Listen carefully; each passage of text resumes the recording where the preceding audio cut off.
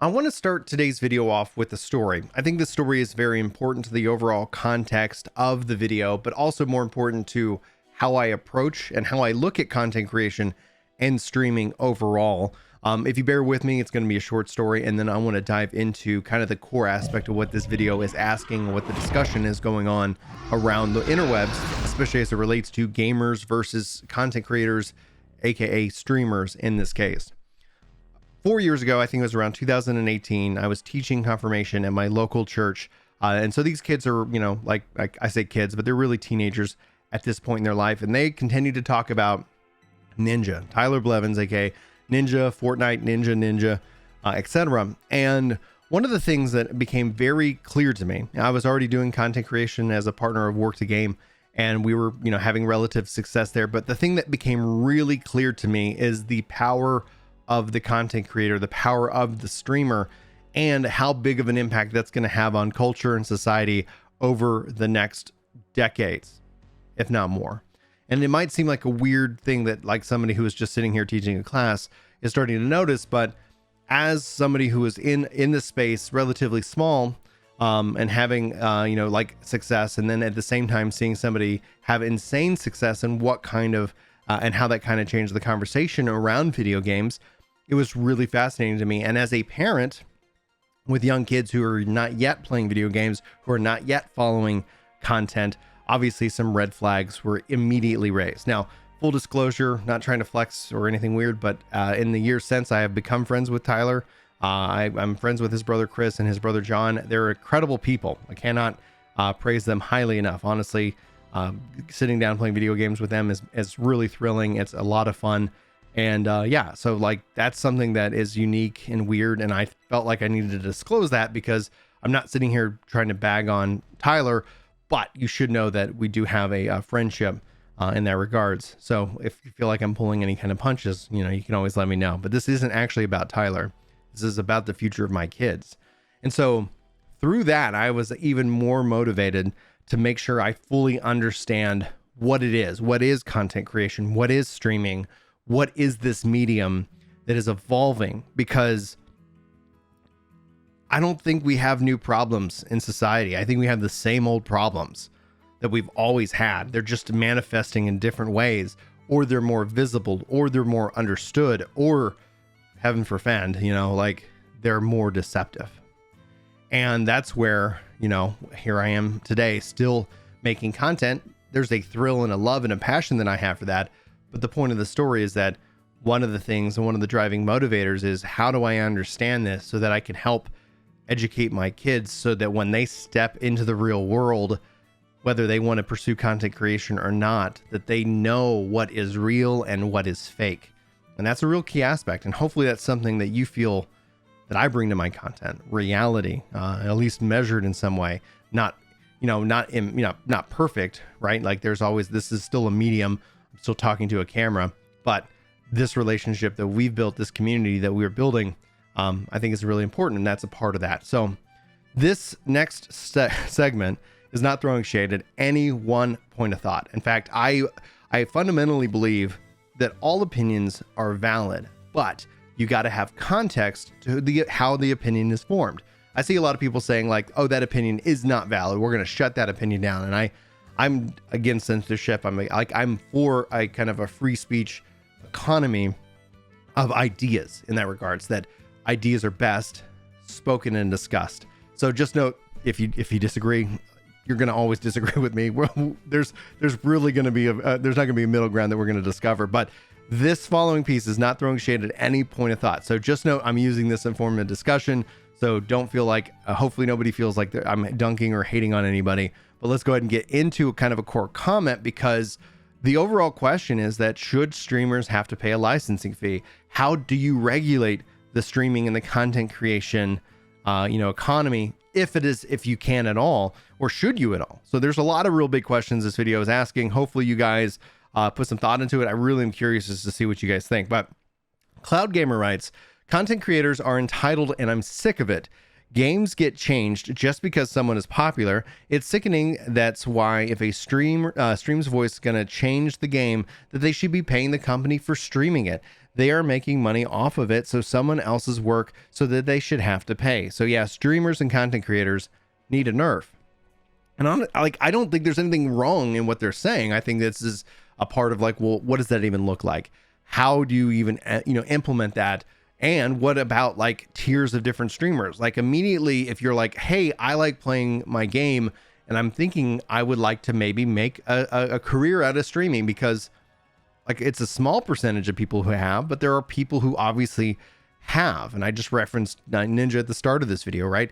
Like that is his job. That is his career that he has. And that represents, a small percentage of the overall economy of content creators. But so immediately when I would say reading it as what I would consider myself a small content creator and not trying to dunk on anybody who has less subscribers than me, I don't know. It's just a mindset thing. I don't know when I will feel like I've made it in that regards, because I'm not trying to. And I think that's where hopefully I'm having a good mindset and kind of approach to all this. But anyway, so there's a lot of things that we would like to unpack in here.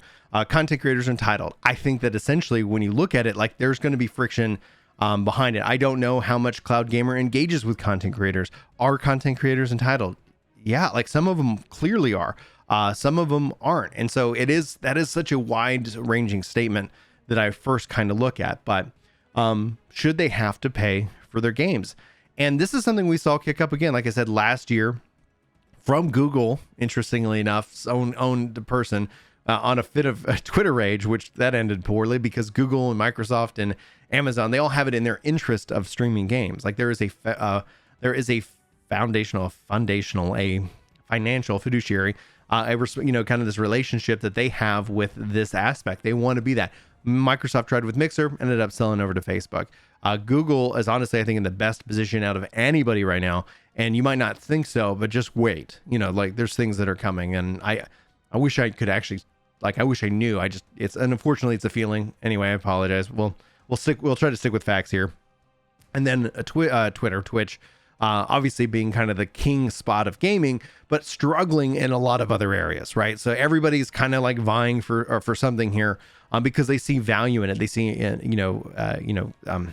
they obviously see a lot of value because they're willing to spend, millions and millions and millions, if not billions of dollars, in this kind of ecosystem. They're fighting not just for like us here in the United States or maybe in Europe or in Australia, but they're also fighting for like India and China and like the developing world as they come online. Like there's even a bigger market in that regards. Like when you think of this in terms of globalness, like you can already see it with like, PewDiePie versus whoever that Indian company was. I don't even remember their name. So it's like that is a kind of an aspect of what we're looking at. Now, I'm going to scroll down a little bit. Daniel follows it up, says, I totally understand what you're saying here for the most part. It reminds me of a few months back when Skillup was moaning that people were saying that he was an influencer and he didn't like it. But content creators, streamers, and YouTube reviewers need to realize that whether they like it or not, they are influencing people that follow them, especially the ones with huge followings such as Asmon and Skillup and others. Ultimately, game companies see this and they pay for them to try and get people to associate them with the game to boost the popularity and sales. I can't see this changing anytime soon. And to be clear, he says that he's no way suggesting that they're actually paying directly Asmongold or Skillup in that regards, but they do love that aspect. Dollar to dollar, pound for pound, all the research shows that spending money on an influencer, on a streamer, is like, I think, man, this is a made up number, 50 times, 100 times, 17 times. I don't know the exact number, but it's an insane amount of, value as opposed to like traditional advertising, because there is a relationship that we build. Like just speaking here to the channel, like I know a lot of you by name, and Cool Casual Jason, I thank you for your message. Like I do want to do kind of a story time talking about like how we lost everything as kids, like literally lost everything, and go into more detail. But I do want to talk to my dad first, because there are some real, scary parts of the story. There's some real like reality in that story, and I want to make sure he's okay with me sharing it on the channel. And if he's not, then we'll wait, until much later. Hopefully. All right. Patrick follows this up. I think the issue goes beyond the PvP discussion even. I've seen content creators stating that there is not enough content or story, but how can you experience an MMORPG? An RPG is very important in the title. if you're following the quick leveling guides and skipping dialogue left and right and center. I personally wish that content creators and developers for that matter would realize just a bit more that there are a ton of gamers out there that just want to enjoy the game on a normal pace, playing it for what it is, an online role-playing game. This is really important. I think Patrick kind of hits the note on the head, especially when it comes to that relationship and that friction, is that there is a financial incentive for me to sprint. There is a financial incentive to me to sprint, and we see it analytically because there is a demand for that content, right? Like if all of a sudden, let's take this out of content creation and shift it into food service. I'm hungry. I'm about to eat my lunch. So that's why I'm thinking about food. If there was a demand, a massive demand to sell hot dogs, the person who shows up first and there's people wanting to buy hot dogs is the person who's going to benefit. So there is a advantage. Now, there's also a cost to that, right? Like, are you really having the true gamer experience? Are you really representing the game and what it really entails?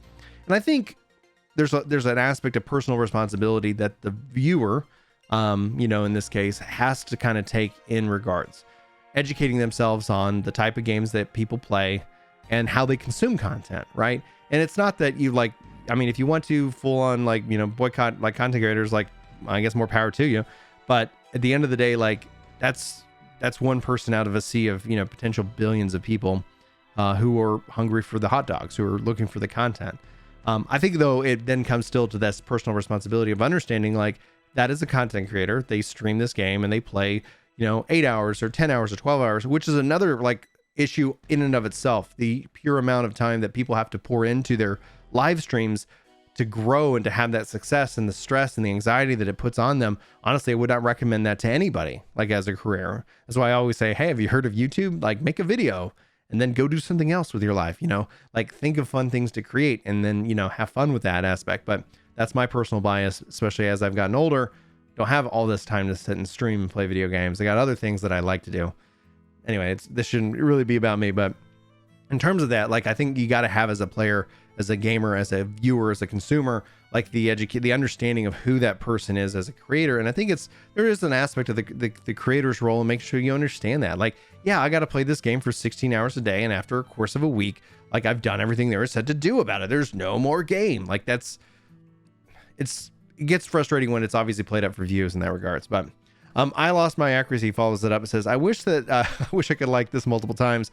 I agree streamers should pay a licensing fee for streaming games. It should also be tiered based on your viewers. As far as nerfing them, good luck with that. That's up to the studios to remember that their voice is just one player within that biases. I don't think any studio should take the streamer's one opinion into account. I think the streamer, in a best case scenario, can help represent a collection of different viewpoints, right? That's one of the things I said in my last video. I try to do here. I do it, and also it gets a lot of kickback. A lot of people in this medium, it can be a hard time to have that real-time discussion. That's where actually I thought I prefer a stream for a real-time discussion and asking questions and answering questions and exploring ideas in a little bit more real time, as opposed to I post this video and I come and read your comments and I respond and then you get a notification, and we kind of have this delay back and forth in that regards. But it is what it is, and it is what it is. But in terms of them paying, I just don't see that coming into play. I do think that there's a lawsuit brewing on the horizon when it comes to video games and streaming and content creation. I think it just is going to have a lot of bad actors to kind of force it into the courts so that it's ultimately decided. Microsoft, Google, Amazon, technically the game and the publisher, Nintendo, they all hold the rights. They all hold the rights. But there's the concept of what is fair use, and it hasn't really been decided when it comes to gaming. It's just been kind of allowed. You've seen certain companies create, creator programs. Amazon has one. I'm a part of that. And within that creator program, you ultimately have, certain things that you're agreeing to. You don't have to be a part of it to make content around it. And I think that's kind of the key aspect. You shouldn't have to be a part of these clubs to be able to do things. That kind of drives back to the old MCN model of YouTube. That kind of drives back to the old model of the 1950s, where people controlled, the media and the news. There was a massive gatekeeping on information that was available to the public. And, honestly, the same problems that existed then exist today. They just have taken on a different look. Cloud follows back up and says, well, for the developers, they should not listen to them. They should not have a say just so they're good or bad with the game. And I followed up. I think everybody should have a say. Like a content creator or streamer, they still should have a voice. But I think what we end up doing within society is that number next to your name tends to like subconsciously equate value. Just because I have X number of followers, you shouldn't take my word of it any more than you would of somebody with 0 followers, right? Like I think that their opinion is just as valid. I have maybe different life experiences and context that I can hopefully provide, enough information so that you can understand how I've come to the conclusions that I've come to. But you shouldn't just accept it at face value because of, somebody hit subscribe because they liked a video of mine at some point in the past, right?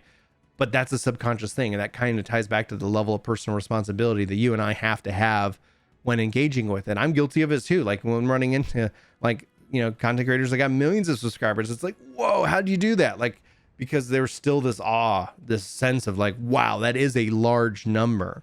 There's a lot of weight that can carry. And I think it's responsibility. I think it's up to the creator to have a responsibility with what they do with that. And I think it's up to the viewer to have a responsibility to understand that like they're just human, like you and I, they might have perks and privileges, but man, it's a really deep conversation. All right. Cloud Gamer kind of follows it up because essentially what I keep asking is like, well, how?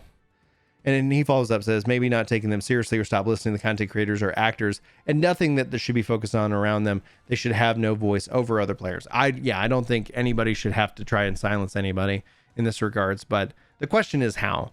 How do you go about doing this? Is this a licensing fee through gaming? Is this essentially some kind of regulation? All of those things I personally do not want to see, nor do I think will happen because there's just too much money in it. And what that really kind of entails, and I'll kind of switch back because those are the comments that I want to highlight because it's just an interesting thought process, just a thought experiment, is at the end of the day, like systems have a hard time changing. Because there's so much vested interest, right? You have a lot of people spending lots of money in lots of different areas. Can they change? Yes. But it takes more than just yelling into the void, right? This is kind of a big theme of the video yesterday. It's like, Reddit's a place where people can just kind of go yell into the void. And that's what they do. And nothing happens and nothing changes. And that's just the way that it lives and breathes. And essentially a movement dies. So this video asks a lot of questions. There's a lot of things to explore in it. I'd love to know your thoughts, especially as I hear kind of my kids, coming up. Maybe they have some water for me. They're trying to keep me plenty hydrated during the day. Guys, I thank you for your time. I thank you for your thoughts. Hopefully we explored this. Hopefully the video is fully, kind of well thought out. Never any hate towards anybody. So always be respectful in the comments below.